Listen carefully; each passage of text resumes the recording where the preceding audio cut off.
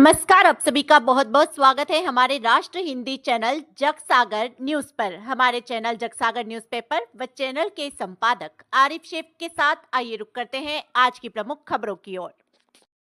आज गोवंडी के आमदार अबू आसिम आजमी की मुलाकात मुख्यमंत्री एकनाथ शिंदे से हुई।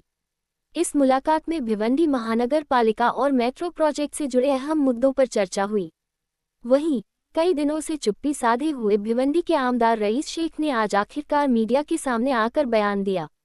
रईस शेख ने साफ कहा कि भिवंडी का विकास उनकी सबसे बड़ी प्राथमिकता है और उन पर लगाए गए आरोप पूरी तरह बेबुनियाद हैं।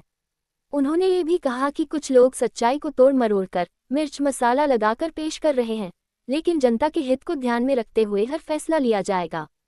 तो देर से सही, लेकिन आमदार रईस शेख ने आज चुप्पी तोड़ी और भिवंडी के विकास पर अपना रुख साफ कर दिया।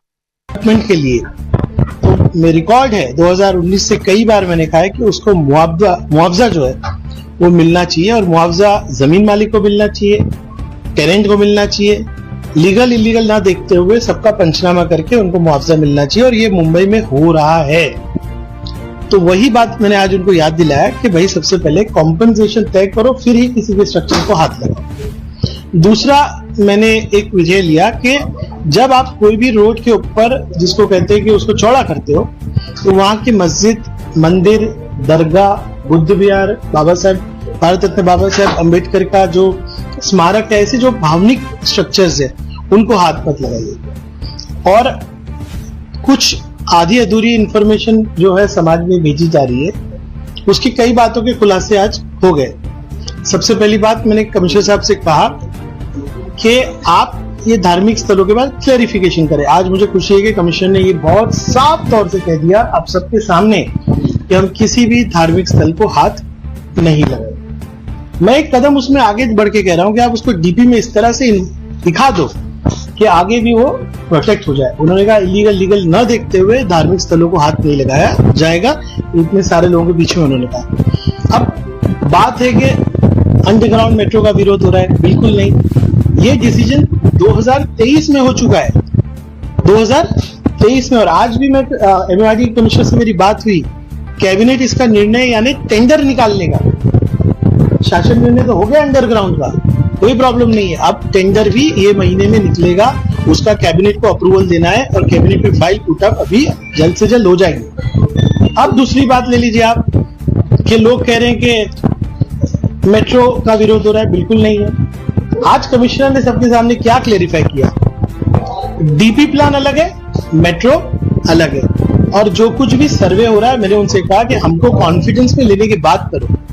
तो कई चीजों का हमने खुलासा किया। आज मेट्रो 23 में पास हो गए अंडरग्राउंड, कोई विरोध किसी का नहीं है। हम ये कह रहे थे कि हमारे ब्रिजेस को बना के दो। हम सब जानते हैं कि भिवंडी शहर के ब्रिजों की क्या हालत है।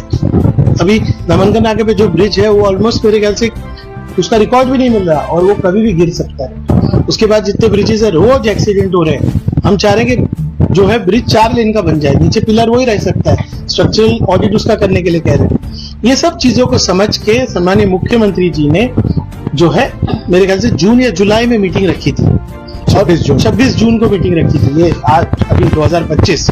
और उस दिन उन्होंने कहा था कि भिवंडी शहर के विकास के लिए रिंग रोड, ब्रिजेस और रोड, ये सब के लिए एक प्रपोजल एमएमआरडी और बीएमडी कमिश्नर उनको सबमिट करे, जिसमें जहां जहां रोड वाइडनिंग करेंगे उनको पैसे कितने देने वो भी है। और एक बात गलतफहमी लोगों में है कि कल्याण रोड की रोड वाइडनिंग हो रही। आज मैंने भी लाया काजी की तरह 8 करोड़ का, तो मैं एग्जाम्पल दे रहा हूँ। कोई भी भिवंडी का ऐसा रोड नहीं है कि जिसको वाइड नहीं किया जाता।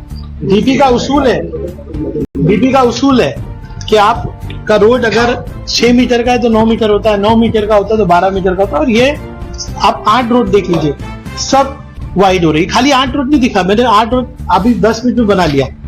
तो हर रोड की वाइडनिंग होती है।